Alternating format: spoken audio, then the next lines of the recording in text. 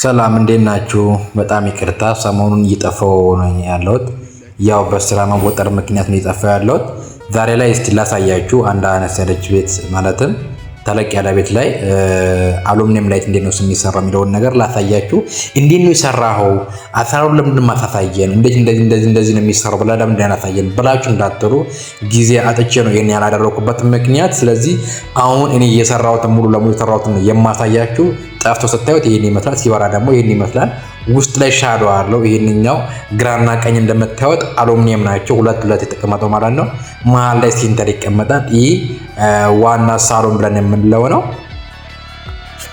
እንደምታዩት ጽድት ያለ የሆነ አሰራር ነው የተሰራው። ይኸውላችሁ በጣም የሚያምር ነው። እንደምታዩት አሉሚኒየም ላይት ሲገባ በጣም ነው ቤትን የሚያሳምረው። ከዛ ውጭ ደግሞ ይሄ ሶስት አራት አይነት ከለር የሚቀያየር ሻዶ ላይት ብለን የምንለው ነው። እንደዚህ የሚተኛው ማለት ነው። ውስጥ ላይ እንደምታዩት ይሄ የማሳያችሁ ሙሉ አሉሚኒየም ላይት ብለን የምንለው ነው። ከዛ ውጭ ደግሞ እንዳለ ጎን ላይ ደግሞ በከለር ይቀያየር የሚያሳየን ደግሞ እሱ ሻዶ ላይት ብለን የምንለው ነው። ይሄ ዋና ሳሎን ላይ የሚገኝ ኤሪያ ነው።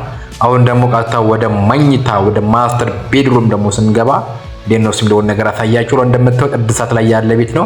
በጣም ጽድት ያለ አሰራር ተሰራው። እንደምታዩት ይኸውላችሁ ይሄ መኝታ ክፍል ማስተር ቤድሩም ብለን የምንለው ነው።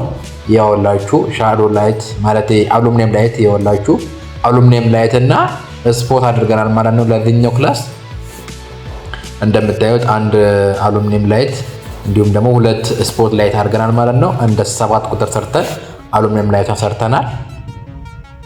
በጣም ነው የሚያምረው። እንደምታዩት ይህንን ይመስላል እና ሳሎን ላይ እንደምታዩት በደን መልክ ላይ የተሰራው የራሳቸው ስዊቾች አሉ። የአሉሚኒየም ላይት ራሱን የቻለ ስዊች አለው።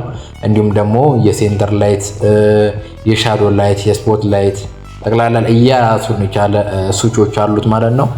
በዚህ አይነት መልክ ይሰራል ማለት ነው። ለዚህ ቪዲዮ አዲስ ሆናችሁ ካላችሁ ሰብስክራይብ፣ ላይክ፣ ሼር ያደረጋችሁ እንድታበረታቱን ይሁን እንድሰራላችሁ እንዳግዛችሁ የምትፈልጉት ነገር ካለ የትኛውንም አይነት ነገር ኮሜንት ላይ ማስቀመጥ ትችላላችሁ።